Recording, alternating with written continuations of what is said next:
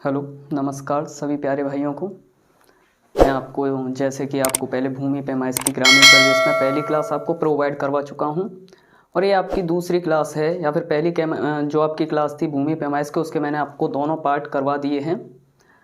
और अब ये आपकी दूसरी क्लास होगी जिसमें हम जानेंगे लेखपाल के अबाउट में या फिर लेखपाल के क्या कार्य होते हैं। मतलब इंट्रो करेंगे हम लेखपाल के, इंट्रोडक्शन जानेंगे हम लेखपाल के संबंध में। और जहाँ तक है सभी को हमारी जो भूमि पैमाइश की क्लास है पसंद आई होगी, आई होप। देखिए,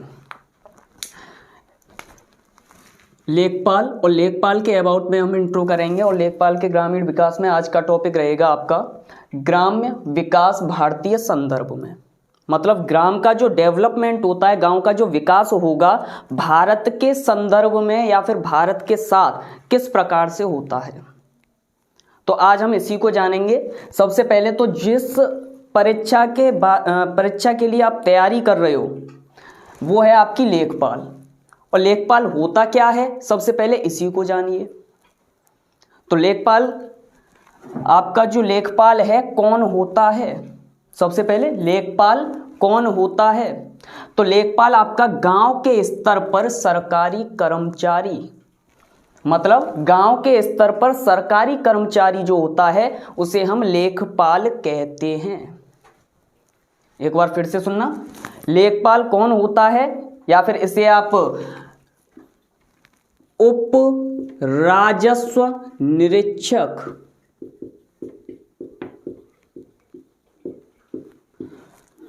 उप राजस्व निरीक्षक या फिर सब रेवेन्यू इंस्पेक्टर।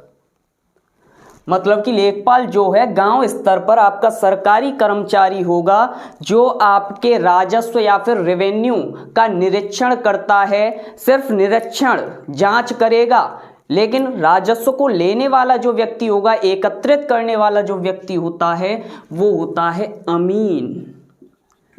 इसके अंडर में एक व्यक्ति काम करेगा। मतलब गांव के व्यक्तियों से, जो कृषि होती है, जो किसान होते हैं, उनसे वसूल करने वाला जो व्यक्ति होगा उसको हम अमीन कहेंगे, वसूल करता अमीन।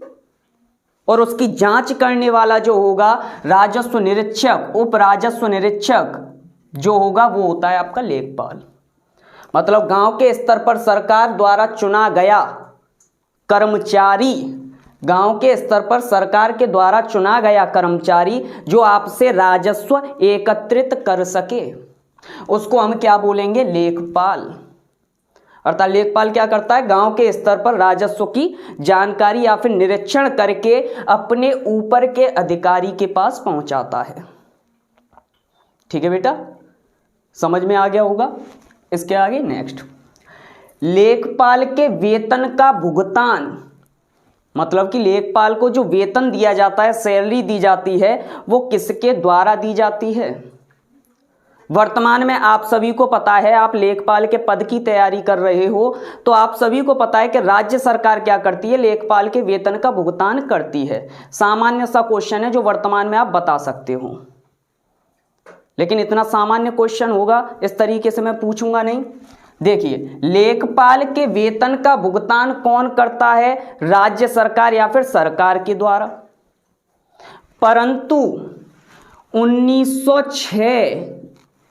1906 से पहले लेखपाल का जो वेतन का भुगतान किया जाता था, लेखपाल अपने वेतन का जो भुगतान करता था वो उसी गांव से कर लेता था जिस गांव से वो संबंध रखता था।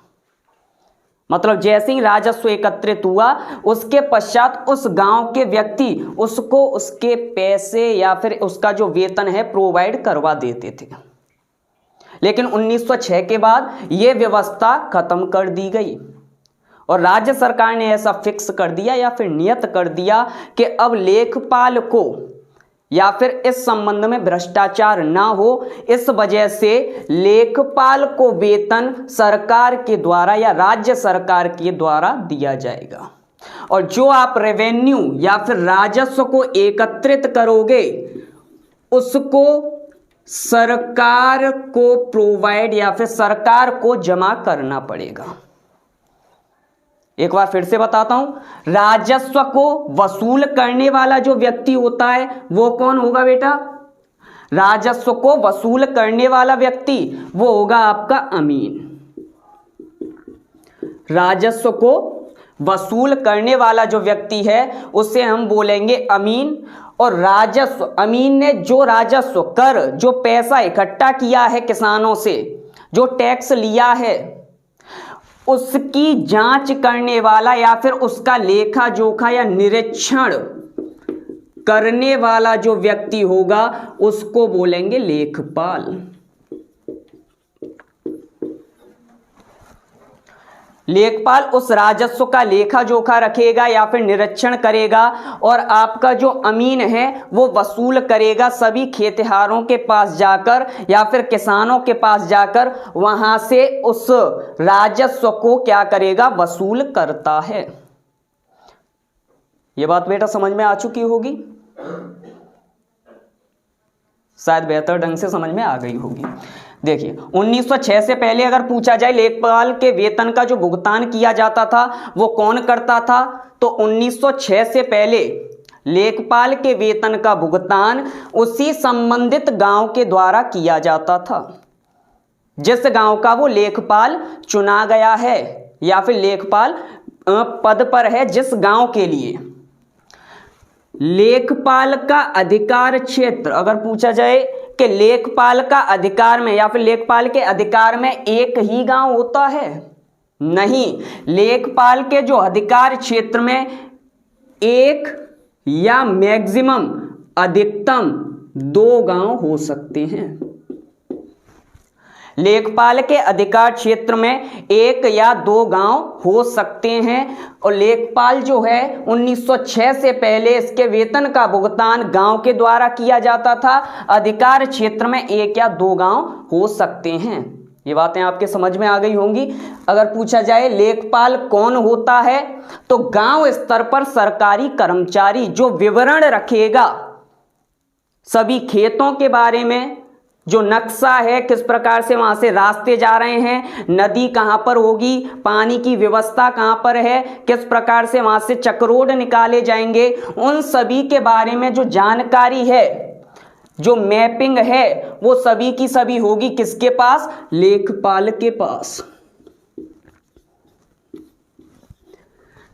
अब ऐसा मान के चलो अगर ये सब इसके पास नहीं होगा, सभी खेतों के नंबर, सभी के आंकड़े लेखपाल के पास एकत्रित रहते हैं, जो इसके नीचे कार्य करने वाला व्यक्ति होता है अमीन, वो अमीन उन्हीं आंकड़ों को लेकर राजस्व को एकत्रित करने के लिए सभी खेतिहारों या फिर किसानों के पास जाता है, जहां से वो राजस्व वसूल करके राजस्व संबंधी अधिकारी को प्रोवाइड करवाता है या फिर लेखपाल को देता है, और लेखपाल अपने उच्च अधिकारी को उस राजस्व को पहुंचाएगा या फिर उन आंकड़ों को देगा। अधिकार क्षेत्र समझ गए, इसका अधिकार क्षेत्र कितना होता है? 1 गांव या 2 गांव इसके अधिकार क्षेत्र में आते हैं लेखपाल के में। यहां तक क्लियर हुआ बेटा? इसके बाद लेखपाल का प्राचीन नाम क्या था? लेखपाल का जो पुराना नाम है वो क्या था बेटा? तो आपने कई बार सुना होगा लेखपाल को आज के समय में भी पटवारी बोलते हैं। राजस्थान वगैरह इन राज्यों में आज भी लेखपाल को पटवारी बोला जाता है, या फिर जो भर्तियां निकलती हैं वो पटवारी के नाम से निकलती हैं। पटवारी, राजस्थान पटवारी। लेकिन यूपी में, उत्तर प्रदेश में ये पटवारी आज के समय में इसका नाम लेखपाल है। प्राचीन नाम इसका पटवारी और वर्तमान में इसका नाम क्या है? लेखपाल। अगर पूछा जाए कि ये कब बदला गया, कब चेंज हुआ, तो 1952 में 1952 में पटवारी को लेखपाल पद में या फिर लेखपाल से संबोधित किया गया या फिर नामकरण किया गया। अगर पूछा जाए किसके द्वारा किया गया, तो 1952 में एक व्यक्ति थे जिनका नाम है चौधरी चरण सिंह।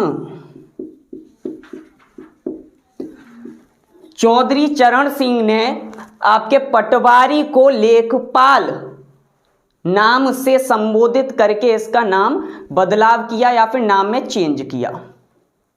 अगर पूछा जाए लेखपाल के प्राचीन नाम तो पटवारी, वर्तमान में लेखपाल किसने किया? चौधरी चरण सिंह ने।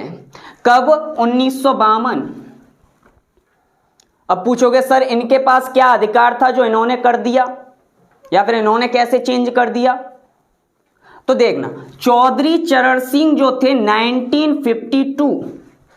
1952 में आपके मुख्यमंत्री थे गोविंद बल्लभ पंत। यूपी के जो सीएम थे वो थे गोविंद बल्लभ पंत, और उन्हीं के मंत्रालय में, और आप समझ सकते हो कि उन्हीं के मंत्रालय में, गोविंद बल्लभ पंत के मंत्रालय में रेवेन्यू मंत्री या फिर रेवेन्यू से संबंधित, राजस्व से संबंधित मंत्री के पद पर थे आपके चौधरी चरण सिंह। गोविंद बल्लभ पंत के समय में जो रेवेन्यू राजस्व विभाग होता है वो आपका चौधरी चरण सिंह के पास था, और इन्हीं के कहने पर, इन्हीं के प्रस्ताव पर जो पटवारी शब्द है इसको बदलकर लेखपाल कर दिया गया। तो बेटा बात क्लियर हुई यहां पर पूरी। लेखपाल का प्राचीन नाम पटवारी और वर्तमान में लेखपाल, वो भी किसने किया? चौधरी चरण सिंह। चौधरी चरण सिंह इस समय किस पद पर थे? तो ये थे आपके राजस्व विभाग के मंत्री, राजस्व विभाग के मंत्री। इनके अंडर था आपका राजस्व विभाग। क्लियर हुआ बेटा यहां तक? ठीक है, नेक्स्ट। पटवारी पद का सर्वप्रथम, पटवारी पद का सर्वप्रथम प्रयोग किसके द्वारा किया गया, या फिर किसने सर्वप्रथम अपने दरबार में पटवारी को रखा, या फिर यह शब्द किसने गढ़ा है? जो आपका पटवारी शब्द है ये किसके द्वारा गढ़ा गया? तो मैंने पहले भी बताया था, शेरशाह सूरी के दरबार में टोडरमल, जो हमने बाद में बताया था मुगल सम्राट अकबर के दरबार में चले गए थे, तो पहले वो शेरशाह सूरी के दरबार में रहते थे, और उन्हीं ने या फिर शेरशाह सूरी के द्वारा पटवारी कहकर उन्हें संबोधित किया गया। अर्थात शेरशाह सूरी ने सर्वप्रथम पटवारी शब्द का प्रयोग किया, और यह किस लिए काम करता था? भूमि का मापन, उससे राजस्व, इन सभी संबंधी मामलों के लिए काम करते थे। कौन? पटवारी। इसके बाद 1952 में चौधरी चरण सिंह ने पटवारी का नाम बदलकर, 1952 में चौधरी चरण सिंह ने पटवारी का नाम बदलकर लेखपाल कर दिया। अभी यही बताया था बेटा। इधर पटवारी शब्द का प्रयोग सर्वप्रथम किसने किया, या फिर पटवारी का प्राचीन नाम, पटवारी का प्राचीन नाम था, लेखपाल का प्राचीन नाम था आपका पटवारी, और पटवारी शब्द का प्रयोग शेरशाह सूरी ने किया, और पटवारी से लेखपाल शब्द का प्रयोग चौधरी चरण सिंह ने कब? 1952 में, 1952 में किया। बेटा समझ में तो आ रहा होगा ये? हाँ, जहां तक है सभी के समझ में आ रहा है। मैं ऐसी आशा करता हूं, या फिर उस सरल भाषा में इसको पढ़ाने की कोशिश कर रहा हूं आपके सामने, जिससे आप सभी को अच्छे से समझ में आए। बस ये है कि एक लगन और जोश के साथ, एक जुनून, अपने अंदर से जुनून मत खत्म होने दो जब तक परीक्षा ना हो जाए। और जुनून बहुत ज्यादा जरूरी है आपको इस परीक्षा को निकालने के लिए। मेहनत करिए, दिल से, जान से, सिर्फ मेहनत करते रहिए, और टारगेट बनाइए इस लेखपाल को पार करने का। देखो, पटवारी पद का सर्वप्रथम जो प्रयोग किया गया या फिर किसके द्वारा जोड़ा गया, तो वो है शेरशाह सूरी। पटवारी पद सर्वप्रथम किसके द्वारा जोड़ा गया? शेरशाह सूरी के द्वारा। 1952 में चौधरी चरण सिंह ने पटवारी का नाम बदलकर लेखपाल कर दिया। 1952 में चौधरी चरण सिंह ने पटवारी का नाम बदलकर लेखपाल कर दिया। उसके बाद उप राजस्व निरीक्षक, लेखपाल को और क्या कहा जाता है? उप राजस्व निरीक्षक। रेवेन्यू सब इंस्पेक्टर कहा जाएगा आपके लेखपाल को।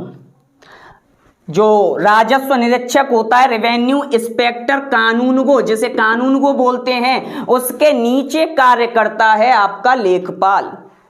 मतलब लेखपाल जो अपने राजस्व के आंकड़े बनाएगा वो प्रोवाइड करवाएगा किसे? कानूनगो को। या फिर ऐसा बोल सकते हो, कानूनगो की सहायता करता है कौन? लेखपाल। तो ऐसे उप राजस्व निरीक्षक, अगर राजस्व निरीक्षक पूछा जाए तो किसे कहा जाएगा? तो वो होता है आपका कानूनगो या रेवेन्यू इंस्पेक्टर। रेवेन्यू इंस्पेक्टर कानूनगो, रेवेन्यू सब इंस्पेक्टर आपका लेखपाल। ठीक है। नेक्स्ट, यूपी भू राजस्व के अधिनियम 1901, यह आपका अधिनियम है यूपी उत्तर प्रदेश भू राजस्व अधिनियम 1901 की धारा 23 में लेखपाल का उल्लेख किया गया है। यह आपका जो अधिनियम आया यूपी भू राजस्व अधिनियम के 1901 में यह अधिनियम आपका प्रस्तुत किया गया और इसकी धारा 23 में लेखपाल का उल्लेख किया गया है। बेटा बहुत ज्यादा मेहनत करके इस पूरे आंकड़े को आपके सामने प्रस्तुत किया जा रहा है। इस पर बहुत मेहनत की गई है और शायद इससे कहीं ज्यादा आपको मिल सके। आपके लिए यह बहुत ही ज्यादा सफिशिएंट है। इससे ज्यादा आपको कहीं पर भी खोजने पर नहीं मिलेगा। तो ध्यान से क्लास में बने रहिए और बेटा सोना नहीं है, पूरी वीडियो देखने के बाद ही सोना है। मेहनत करते रहिए साथ में और आपके साथ हम बरकरार बने हुए हैं प्रत्येक पल। देखिए, उत्तर प्रदेश भू राजस्व अधिनियम 1901 की धारा 23 में लेखपाल का उल्लेख किया गया है। इसके बाद लेखपाल के कर्तव्य, लेखपाल के कर्तव्य क्या होते हैं, क्या क्या इसके कार्य हैं, उसका विवरण। सबसे पहले ग्रामीण क्षेत्रों से राजस्व प्राप्ति, अभी तो बताया था लेखपाल क्या करेगा? राजस्व की प्राप्ति, और प्राप्ति करने वाला या फिर वसूल करने वाला कौन होगा? वसूल करने वाला होता है आपका अमीन। जो वसूल करने वाला व्यक्ति होगा वो होता है आपका अमीन। तो ग्रामीण क्षेत्रों से राजस्व की प्राप्ति का लेखा जोखा, अमीन भाई साहब जो पैसे लेकर आ रहे हैं, किस खेत से या फिर किस खेत के मालिक से कितने पैसे की प्राप्ति हुई है या कितने पैसे लेने हैं, उस सब का लेखा जोखा रिकॉर्ड जो बनाएगा वो बनाता है आपका लेखपाल। ये लेखपाल का मुख्य कर्तव्य है। तो लेखपाल क्या करेगा? ग्रामीण क्षेत्रों से राजस्व प्राप्ति जो अमीन लेकर आएगा उसका लेखा जोखा तैयार कर कर एक रिकॉर्ड बनाता है। उसके बाद इसमें जो वसूल करता है, जो लेकर आएगा राजस्व, वो कौन है? अमीन। वसूल करता अमीन, और जो लेकर आएगा उसका जो निरीक्षण करेगा वो होगा आपका राजस्व लेखपाल। ये लेखा जोखा तैयार करता है। नेक्स्ट, इसके बाद भू अभिलेख, दूसरा कर्तव्य भू अभिलेख कागजात तैयार करना लेखपाल का दूसरा कार्य है या फिर दूसरा महत्वपूर्ण कार्य है। भू अभिलेख कागजात तैयार करना। जो land records documents, lands record documents जो होंगे उनको तैयार करता है कौन? लेखपाल। अब पूछोगे सर इसमें होता क्या है? इन रिकॉर्ड्स में, इन अभिलेख में जो आपके भू अभिलेख कागजात बनाए जा रहे हैं, इसमें खेत धारक मतलब खेत किसका है और लगान कितना लिया जाएगा, कितना क्षेत्र है, कितनी उसकी लंबाई है, कितनी चौड़ाई है, लगान कितना तय किया गया है, नक्शा, उसका नक्शा तैयार करना, और खसरा। ये शब्द बहुत सुनने को मिलेगा, अभी आपको बताएंगे खसरा क्या होता है। नक्शा, खसरा इसके अलावा खतौनी, ये सब तैयार करना किसका काम होता है? लेखपाल का। और यही सब बातें लिखी रहती हैं आपके भू अभिलेख कागजात में। अभी तो बताया भू अभिलेख कागजात तैयार करना, लैंड्स रिकॉर्ड्स डॉक्यूमेंट, और इसमें क्या क्या होगा? मालिक का नाम, खेत, उसकी लंबाई चौड़ाई, उससे लगान कितना वसूला जाएगा, ये सब का विवरण किया जाएगा किसमें? आपके भू अभिलेख कागजात या फिर लैंड्स रिकॉर्ड्स डॉक्यूमेंट, इसमें विवरण किया जाता है।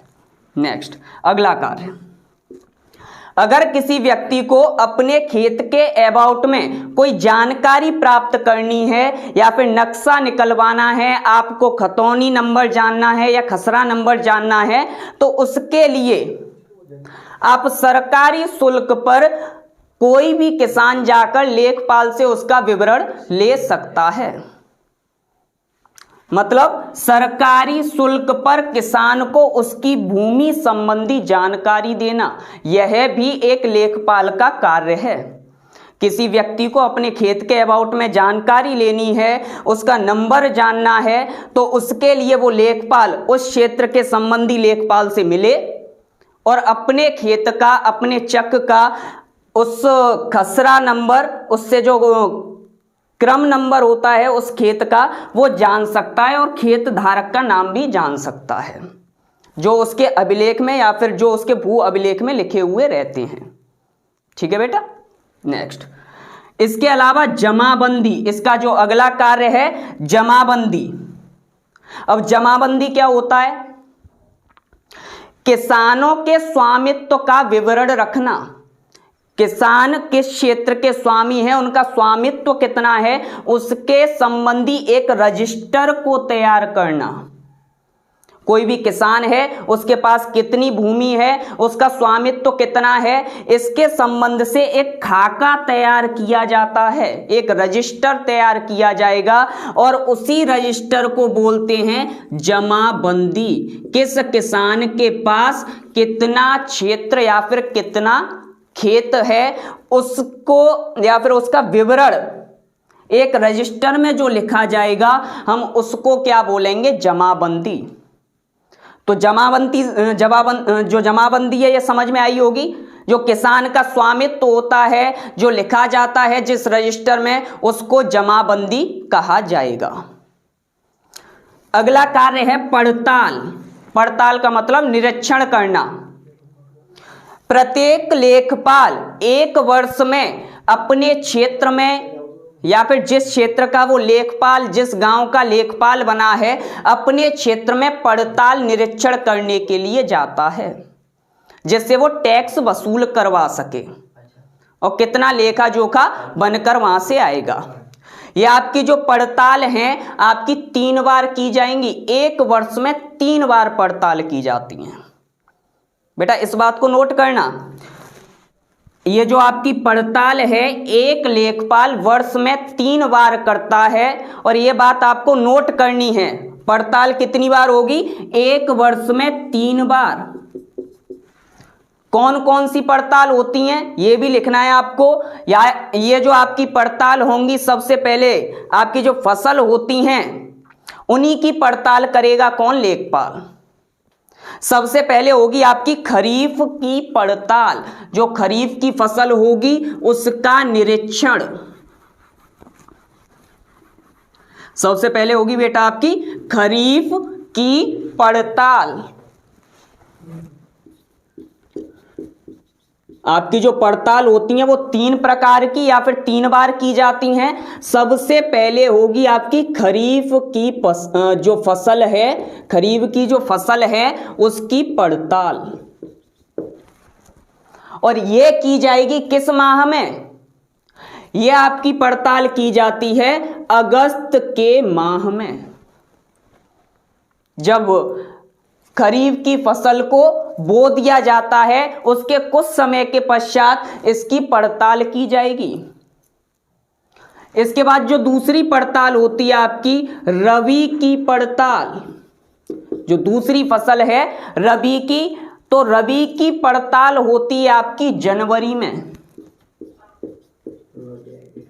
रबी की फसल की पड़ताल होगी आपकी जनवरी के माह में, और खरीफ की फसल की पड़ताल होती है आपकी अगस्त के माह में। ऐसे ही जायद की फसल की जो पड़ताल होगी, जायद की फसल की पड़ताल ये होगी आपकी मई के माह में, मई मंथ में। तो पड़ताल समझ में आई। पड़ताल होती है निरीक्षण करना। यह आपकी 3 बार निरीक्षण किया जाएगा किसके द्वारा? लेखपाल के द्वारा। एक तो खरीफ की फसल पर, दूसरा रबी की फसल पर, तीसरी जायद की फसल पर। खरीफ की फसल पर पड़ताल कब की जाती है? अगस्त के माह में। और रबी की फसल पर पड़ताल जनवरी की माह में।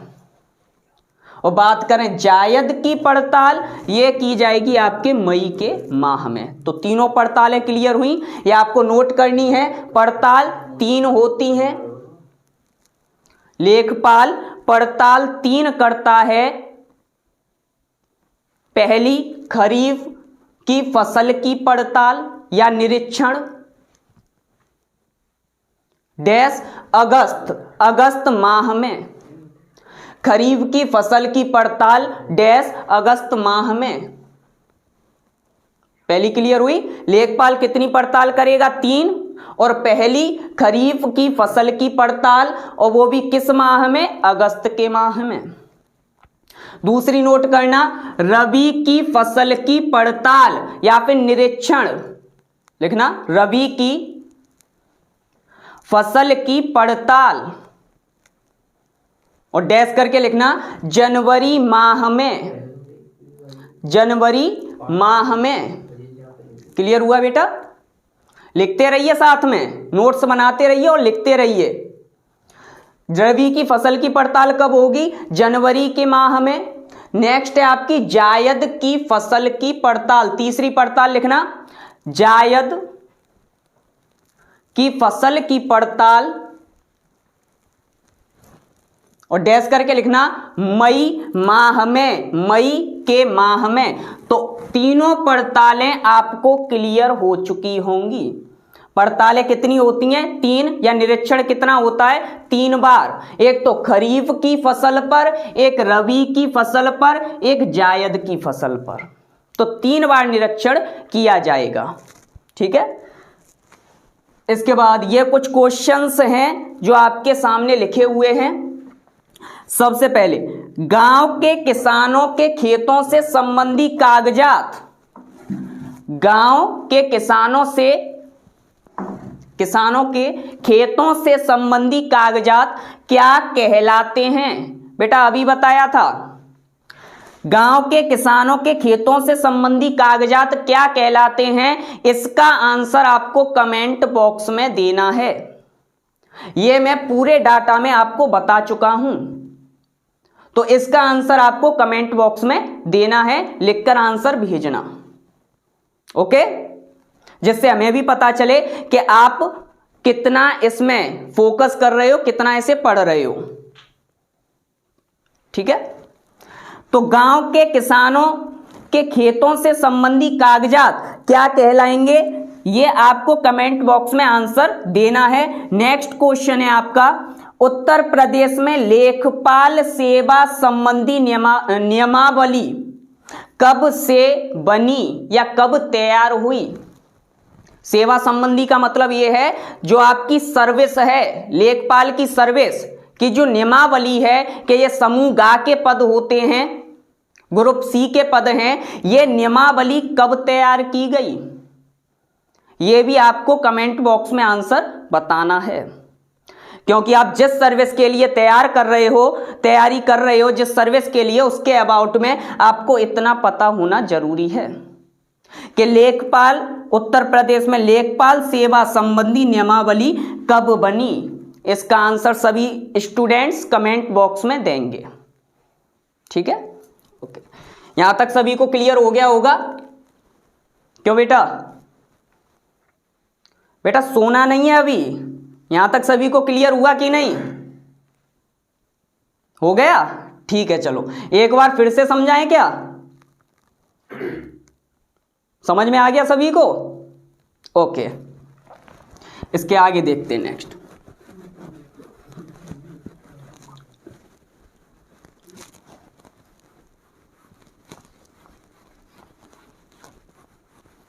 तो लेखपाल, यहां तक लेखपाल के अबाउट में जो आंकड़े हैं, इसके जो कर्तव्य हैं, कार्य क्या होंगे, किसने इसका नाम बदला, ये सभी बातें आप सभी के समझ में आ गई होंगी। और इसे नोट डाउन अवश्य कर लेना, अपने नोट्स तैयार करते चलना, क्योंकि ये भाषा आपको अपनी लिखी हुई भाषा में ही ज्यादा पसंद आएगी या फिर जल्दी याद हो सकती है।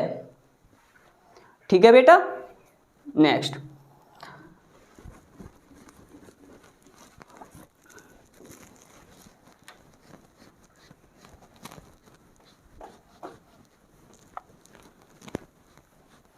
इसके अलावा एक और अगर इसका कार्य देखें, एक और इसका महत्वपूर्ण कार्य होता है लेखपाल का।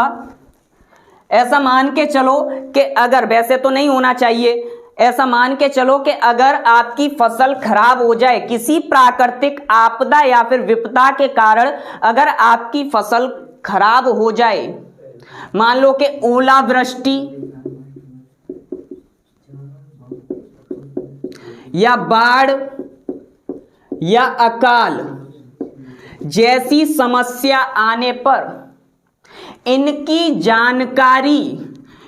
जो जानकारी होगी कि उस क्षेत्र में इतनी फसल खराब हो चुकी है, हमारे जो आपके लेखपाल हैं, आपके क्षेत्र या फिर आपके गांव में जो अकाल पड़ा, बाढ़ आ गई या फिर ओलावृष्टि हुई, उसकी जानकारी, जिससे कृषि की फसल आपकी खराब हो चुकी है, कृषि की फसल जो खराब होने पर इसकी बात लेखपाल अपने उच्च अधिकारी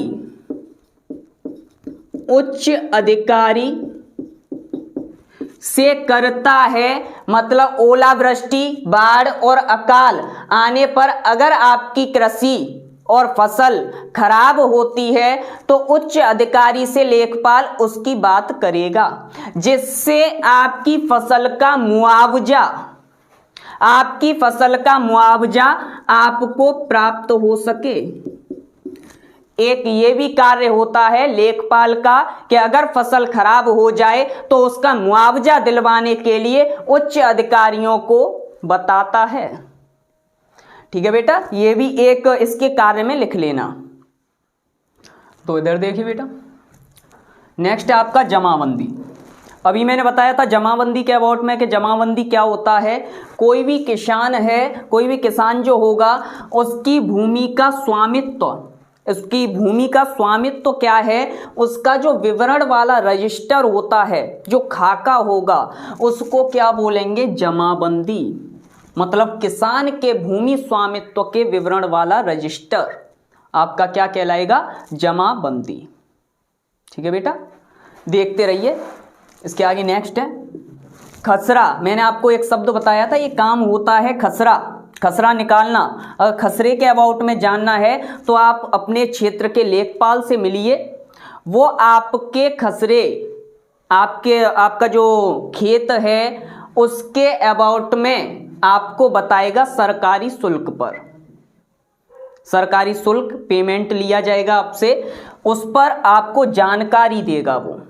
और खसरा होता क्या है, गांव के नक्शे में प्रत्येक खेत के अंकित क्रमांक, जो गांव है उस गांव में किस नंबर का आपका जो खेत होगा, किस नंबर पर आता है, एक नंबर दिया जाता है आपके खेत का, और उसी को बोलेंगे खसरा। ये खसरा जो होगा, कॉलम्स इसमें होते हैं 22 खाने इस खसरे में होते हैं। यहां पर एक क्वेश्चन है जमाबंदी से। जमाबंदी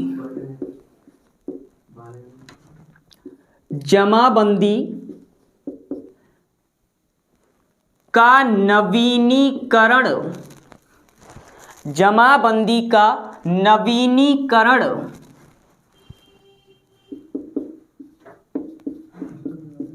कितने वर्ष के बाद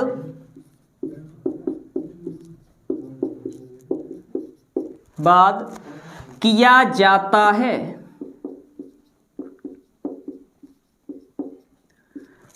जो आपकी जमाबंदी है, किसान के भूमि स्वामित्व वाला रजिस्टर है, इससे या फिर इसका नवीनीकरण कितने वर्ष के बाद किया जाता है। देखो, जमाबंदी का नवीनीकरण कितने वर्ष के बाद किया जाता है, तो इसका जो नवीनीकरण होगा वो 4 वर्ष के बाद किया जाता है। 4 वर्ष के बाद।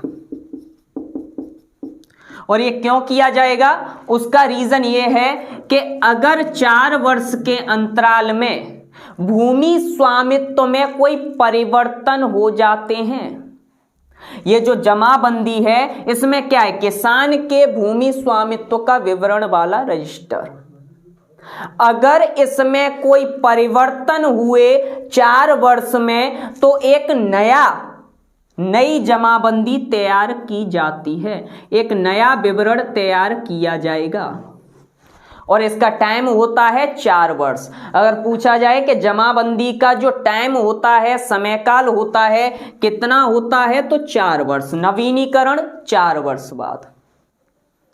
क्यों होता है, कोई भी परिवर्तन अगर भूमि स्वामित्व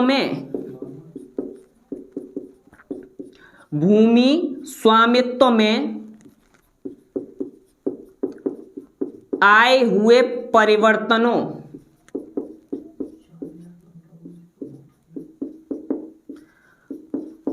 को या परिवर्तनों के आधार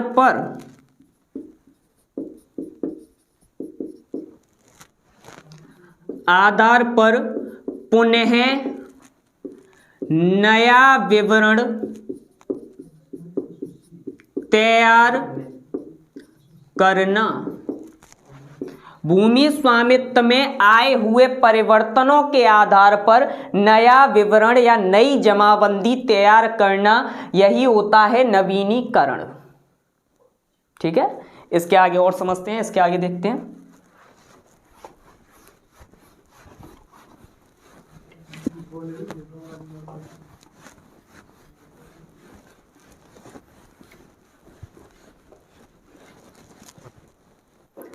देखो, लेखपाल कितने प्रकार के होते हैं।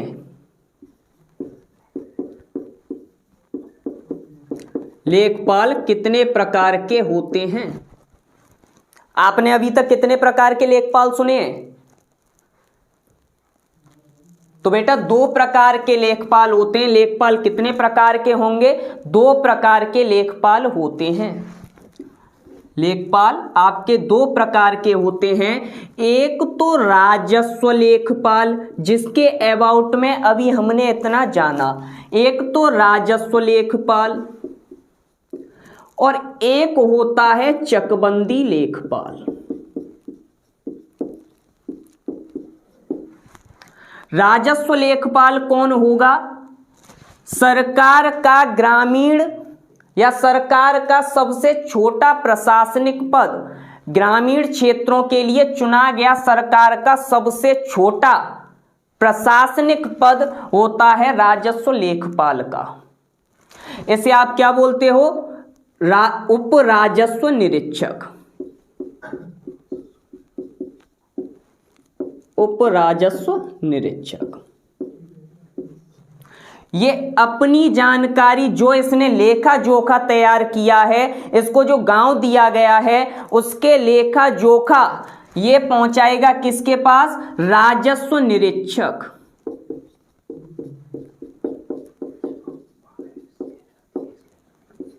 जैसे आप क्या बोलते हो? कानून को।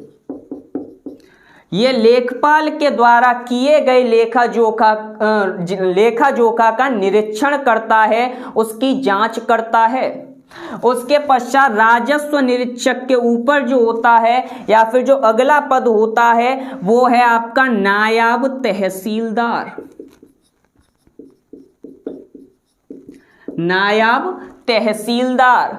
अगर पूछा जाए सबसे छोटा न्यायिक पद, सबसे छोटा न्यायिक पद, तो वो होता है बेटा आपका नायब तहसीलदार का। नायब तहसीलदार के बाद जो होगा वो अगला पद होता है आपका तहसीलदार, और ये होता है तहसील स्तर पर राजस्व इकट्ठा करने वाला।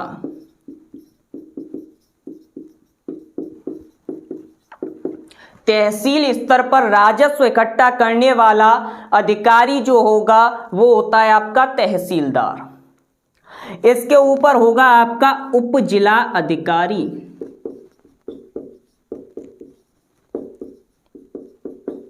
जिसे बोलते हैं आप एसडीएम, सब डिस्ट्रिक्ट मजिस्ट्रेट। तहसीलदार के ऊपर उप जिला अधिकारी, सब डिस्ट्रिक्ट मजिस्ट्रेट, और इसके ऊपर होता है आपका एडीएम, अपर जिला अधिकारी, असिस्टेंट डिस्ट्रिक्ट मजिस्ट्रेट। उप जिला अधिकारी के ऊपर एडीएम, अपर जिला अधिकारी, और इसके ऊपर होता है आपका कलेक्टर, जिसे बोलेंगे डीएम। एडीएम के ऊपर डीएम, कलेक्टर या फिर जिला अधिकारी।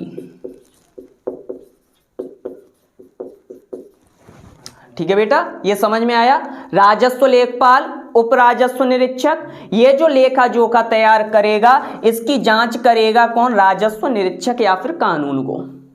इसके बाद इसके ऊपर होगा नायब तहसीलदार। ये क्या है? सबसे छोटा न्यायिक पद। अगर पूछा जाए सबसे छोटा न्यायिक पद कौन सा है तो वो है नायब तहसीलदार। इसके बाद होता है आपका तहसीलदार, तहसील स्तर पर राजस्व इकट्ठा करने वाला। ग्रामीण स्तर पर राजस्व इकट्ठा करने वाला कौन है? लेखपाल। और तहसील स्तर पर आपका तहसीलदार। उसके बाद होता है आपका उप जिला अधिकारी एसडीएम, और उसके बाद होता है आपका एडीएम, अपर जिला अधिकारी, और उसके बाद होगा आपका कलेक्टर या फिर डीएम, डिस्ट्रिक्ट मजिस्ट्रेट, या इसे ही जिला अधिकारी बोलते हैं। ग्रामीण स्तर पर सबसे ऊंचा प्रशासनिक पद, ग्रामीण स्तर पर सबसे ऊंचा प्रशासनिक पद, तो वो होता है बेटा आपका कलेक्टर या डीएम, डिस्ट्रिक्ट मजिस्ट्रेट, वो होगा आपका कलेक्टर। आई होप ये वीडियो आपको अच्छी तरह से समझ में आ गई होगी।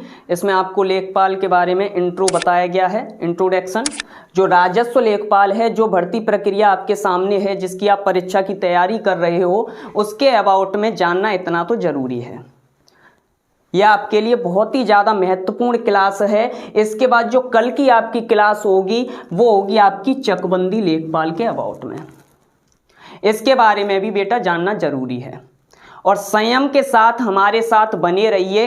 ये बहुत ही ज़्यादा महत्वपूर्ण क्लास आपके लिए होने वाली हैं, तो आप संयम रखिए। आपको बेहतरीन डाटा, जितने भी आंकड़े होंगे, अच्छे से अच्छे आंकड़े आपको प्रोवाइड करवाए जाएंगे, और जितने भी आपको यहाँ पर क्वेश्चन बताए जाएं या फिर क्वेश्चन आपसे पूछे जाएं, उनके आंसर आप कमेंट बॉक्स में देते रहिए।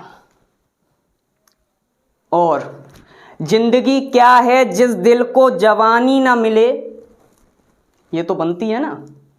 जिंदगी क्या है जिस दिल को जवानी ना मिले, और वो पेड़ कैसे हरा हो जिसे पानी ना मिले। क्यों बेटा? जिंदगी क्या है जिस दिल को जवानी ना मिले, और वो पेड़ कैसे हरा हो जिसे पानी ना मिले। कितने अश्कों को वो हंसी में छुपाता होगा, कितने अश्कों को वो हंसी में छुपाता होगा, जिसके चेहरे पर गम की कोई निशानी न मिले। कितने अश्कों को वो हंसी में छुपाता होगा जिसके चेहरे पर गम की कोई निशानी ना मिले।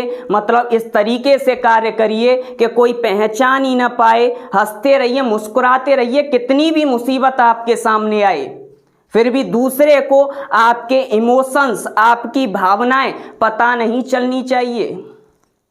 क्योंकि ये जो मार्केट है, ये जो आपके चारों ओर जो मार्केट है, आपके इमोशंस का एडवर्टाइज इस तरीके से प्रदर्शन करता है कि जो सिर्फ मजाक के रूप में रह जाता है। बस आज के लिए आपको इतना ही कहना चाहूंगा। ज्यादा से ज्यादा आप हमारी वीडियो को लाइक करें, सब्सक्राइब करें, शेयर करें, जिससे हमें ऊर्जा मिले। और ऊर्जा के साथ हम अगली वीडियो फिर से आपके लिए लाएंगे और बहुत ही बेहतरीन प्रदर्शन करेंगे आपके लिए। और इस बार का हमारा टारगेट है कर बुलंद हौसला लेखपाल के लिए। चल साथ में तू आज हमारे कदम ताल के लिए। ठीक है, आज के लिए नमस्कार। आज के लिए इतना ही।